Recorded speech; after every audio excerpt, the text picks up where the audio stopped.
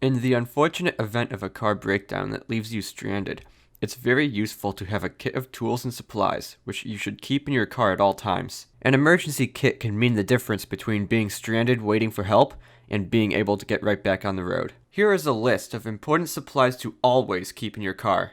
Jumper cables, roadside flares, spare tire and jack, first aid supplies, bottled water, granola or energy bars, small tool kit, a flashlight, car escape tools such as a seatbelt cutter and a window breaker, road maps, blankets and extra clothing, especially for colder climates, a car fire extinguisher, antifreeze, a roll of duct tape, washer fluid, paper towels or rags, 2 quarts of oil, and a no-spill gas can.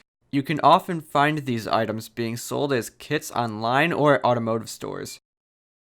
If you find yourself stuck on the side of the road and can't receive immediate help, a kit containing these items will prove very useful.